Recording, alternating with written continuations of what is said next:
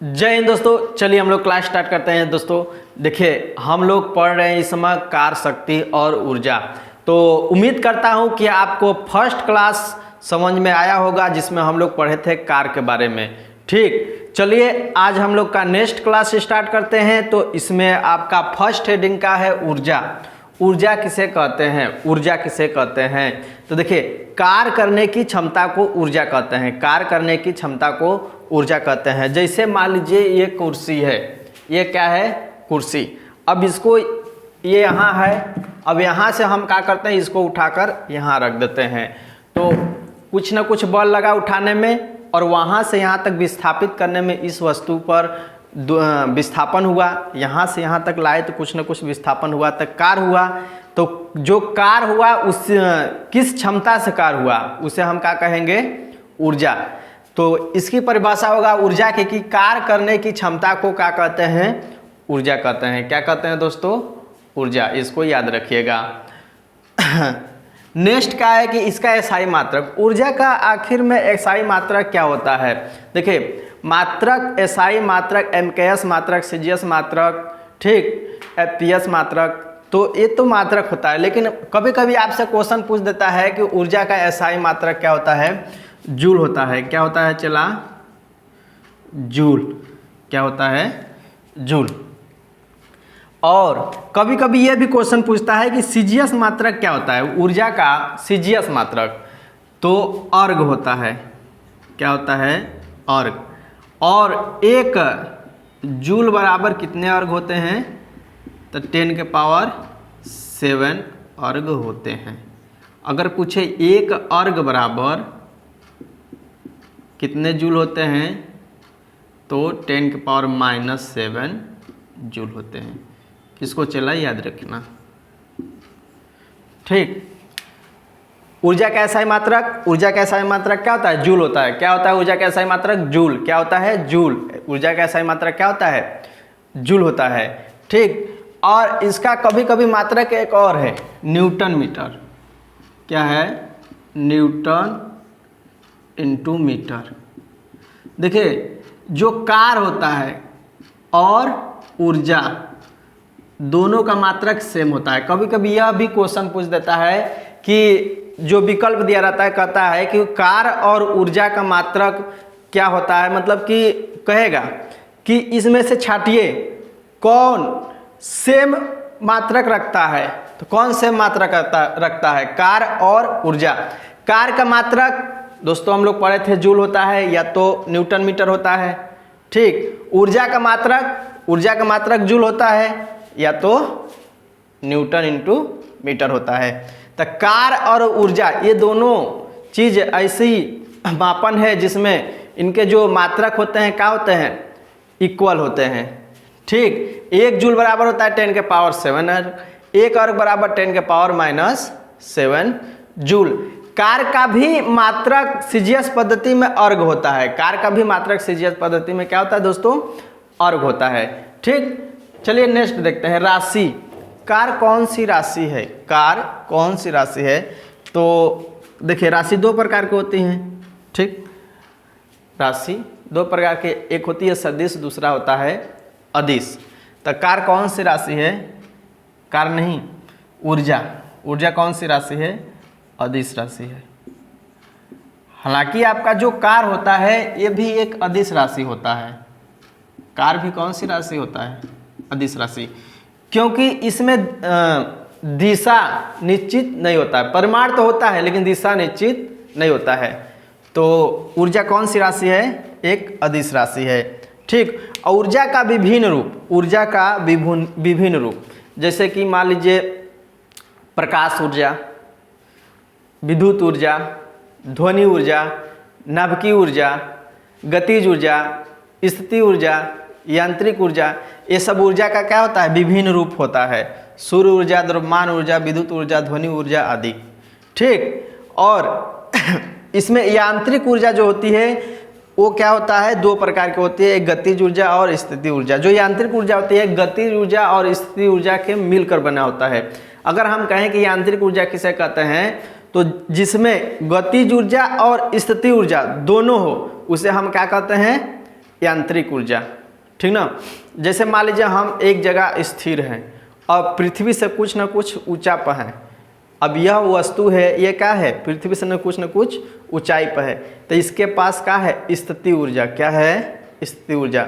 अगर ये एक स्थान से दूसरे स्थान पर मूव कर रही है, मतलब चल रही है, तो इसके पास क्या है, गतिज ऊर्जा।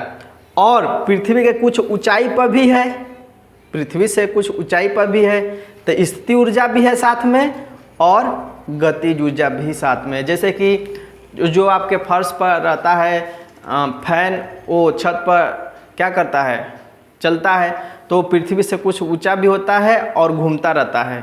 तो अगर घूम रहा है ना, फर्श पर जैसे घूम रहा है फैन, तो वो तो गतिज ऊर्जा है। और जो लटका हुआ है पृथ्वी से कुछ न कुछ ऊंचा पर है, तो वो क्या है, स्थिति ऊर्जा।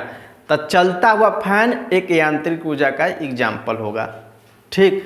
जैसे मान लीजिए कि झरने जो होते हैं, झरने क्या होते हैं, पहाड़ियों पर ले गिरते हैं, तो कुछ न कुछ ऊंचाई पर होते हैं और वो जो मोशन करते हैं, गति करते हैं, उसमें गतिज ऊर्जा होता है। तो अगर ऊंचाई पर है तो भाई स्थिति ऊर्जा होगा, और जो गति कर रहे हैं तो यांत्रिक ऊर्जा, मतलब कि गति कर रहे हैं तो गतिज ऊर्जा। अब दोनों का योग क्या कहलाएगा, यांत्रिक ऊर्जा, ठीक। चलिए दोस्तों, अब हम लोग देखते हैं गतिज ऊर्जा किसे कहते हैं। लगाएंगे गतिज ऊर्जा। देखिए गतिज ऊर्जा इसे कहते हैं, जैसे मान लीजिए हम यहाँ पर है, यहाँ से हम चल रहे हैं, तो हमारे बॉडी में क्या है, गति है, तो इससे जो ऊर्जा उत्पन्न होती है उसे कहते हैं गतिज ऊर्जा। जैसे लिखा गया है कि गति करने वाले वस्तु में गतिज ऊर्जा होती है। क्या पृथ्वी में गतिज ऊर्जा होती है? जी हाँ, पृथ्वी हमेशा चलती रहती है, तो पृथ्वी में भी गतिज ऊर्जा होती है। जो भी वस्तु मूव करती है, एक स्थान से दूसरे स्थान तक जाती है, या तो आपस में ही चक्कर लगाती है, मतलब चल रही है, उसमें कौन सी ऊर्जा होगी दोस्तों, गतिज ऊर्जा। अगर मान लीजिए कि यम द्रव्यमान की वस्तु है, क्या है दोस्तों, यम द्रव्यमान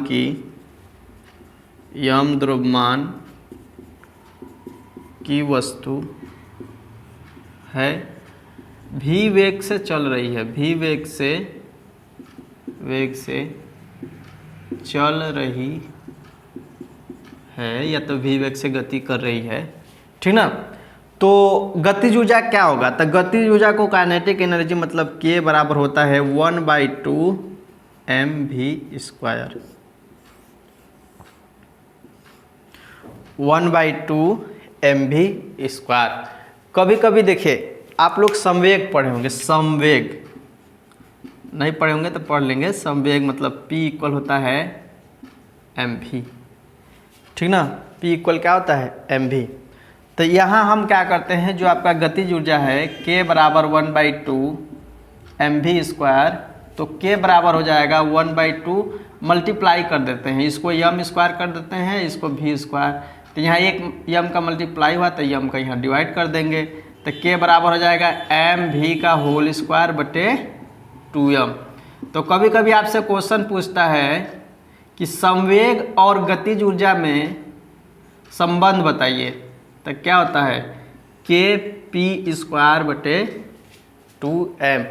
P का है, संवेग है, और m का है, द्रव्यमान है उस वस्तु का, K का है, गतिज ऊर्जा। तो गतिज ऊर्जा और संवेग में संबंध क्या हो गया, p²/2m, ठीक। इसको आप लोग स्क्रीनशॉट ले लेंगे या तो लिख लेंगे। चलिए दोस्तों, हम लोग देखते हैं द्रव्यमान ऊर्जा किसे कहते हैं, द्रव्यमान ऊर्जा किसे कहते हैं। देखिए द्रव्यमान ऊर्जा क्या होता है कि अगर कोई वस्तु है, कोई पदार्थ है, उसमें उसके द्रव्यमान के कारण जो ऊर्जा उसमें उपस्थित होता है, उसे हम क्या कहते हैं, द्रव्यमान ऊर्जा। मतलब कोई भी द्रव्य है, उसके उस द्रव्य के कारण उसमें जो द्रव्यमान होता है, द्रव्यमान जैसे कोई भी पदार्थ या तो पदार्थ द्रव्य मतलब दोनों एक ही होता है, तो उसमें जो द्रव्यमान ऊर्जा होता है, द्रव्यमान मतलब उसके द्रव्यमान के कारण जो ऊर्जा होती है उसी को कहते हैं द्रव्यमान ऊर्जा, ठीक है। लिखा गया है कि प्रत्येक पदार्थ में उसके द्रव्यमान के कारण उसमें ऊर्जा संचित होती है, जिसे द्रव्यमान ऊर्जा कहते हैं। जैसे कि द्रव्यमान ऊर्जा E बराबर क्या है, E बराबर होता है mc²। mc² आइंस्टीन का आप लोग ये सूत्र पढ़े होंगे, आइंस्टीन ने दिए थे। तो E का है, उस पदार्थ में निहित ऊर्जा है, उस पदार्थ में निहित ऊर्जा उस द्रव्यमान के कारण उस पदार्थ में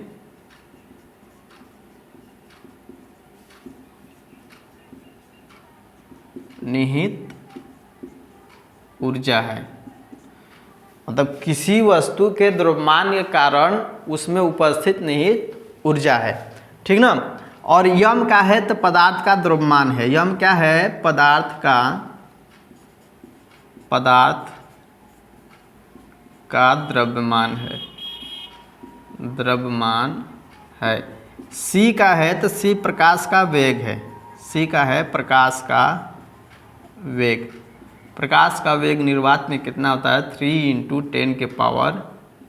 10⁸ मीटर प्रति सेकेंड। 3 × 10⁸ मीटर प्रति सेकेंड। तो दोस्तों ये आप क्या करेंगे कि तो स्क्रीनशॉट ले लेंगे कि तो आप लोग इसको लिख लेंगे।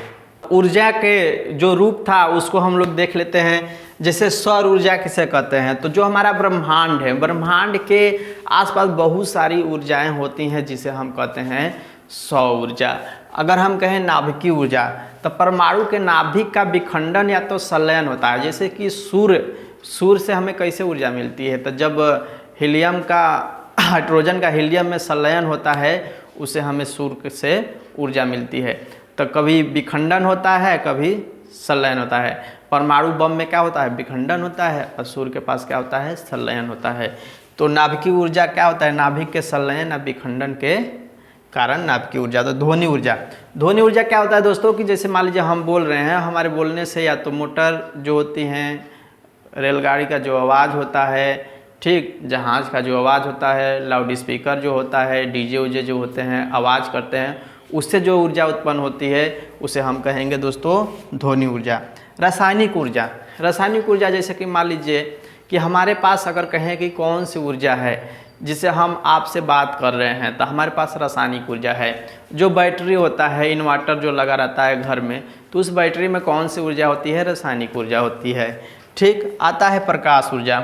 जैसे कि अब बल्ब जिसे प्रकाश है, प्रकाश से जो हमें ऊर्जा मिलती है, जैसे सूर्य के प्रकाश से हमें जो ऊर्जा मिलती है उसे हम कहते हैं प्रकाश ऊर्जा। फिर ऊष्मीय ऊर्जा, ऊष्मीय ऊर्जा क्या होता है? जैसे कि उसमें जब हीट आप महसूस करें, उस ऊर्जा को कहते हैं ऊष्मीय ऊर्जा।